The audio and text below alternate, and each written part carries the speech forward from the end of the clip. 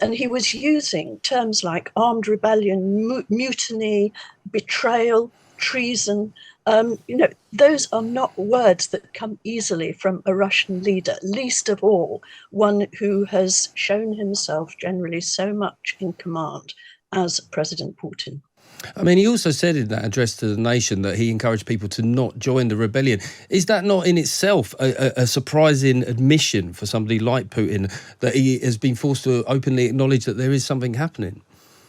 No, absolutely, because Yevgeny Prigozhin, who is, it appears to be the commander of this rebellion and the founder and commander of the mercenary Wagner force, he's made outrageous statements, very provocative statements about the conduct of the war, not targeting Putin, targeting the high command and the defense minister.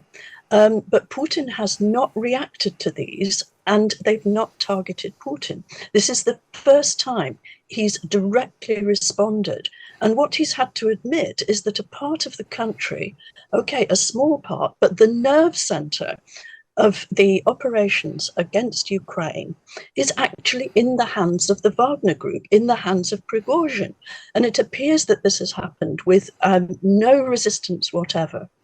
Is it the lack of resistance, perhaps, that's the most worrying thing with him, and that for Putin is the idea that that more people would be recruited to this cause? Well, I think that must be the fear in Moscow. I mean, it's very, very difficult to gauge, as it's been extremely difficult to gauge from the very beginning, is what the sentiment of grassroots in Russia is. There's been a sort of what appears to be a very wide acceptance of the war. Those on the liberal side of Russia who have objected to the war have either found themselves in prison or they've left the country. Most of the opposition seems to have come, at least publicly, from people who say that Putin isn't pursuing the war fiercely enough, that he's not doing enough to counter Ukraine. And that criticism was coming from people, including from Prigozhin. And it was very hard to judge whether Prigozhin was being, as it were, allowed to say this as a sort of safety valve for that stream of opinion in Russia, or whether he was speaking out of turn and Putin and the Kremlin just sort of hoped it would go away. They can't do that anymore because it appears that Rostov-on-Don, in the very south of the country, the center for operations against Ukraine, is in the hands of the Wagner commander.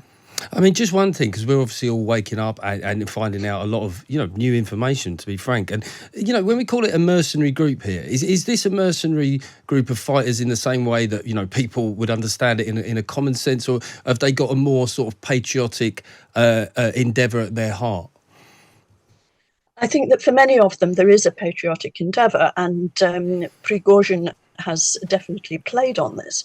He's also played, interestingly, a sort of, in a way, a sort of class card against the high command and against the privileged. He's accused, as it were, the elite of Russia of not sending their sons and daughters to fight. And obviously there's a big contrast here that he's drawing on the quiet with Ukraine, where there's been this huge civic effort.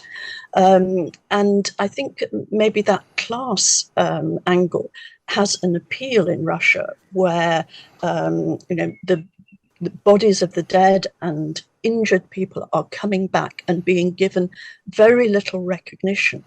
I mean, in some ways, there are parallels here with the Afghan war, where the veterans returned to zero recognition, and that's seen in retrospect as a factor in the collapse of the Soviet Union.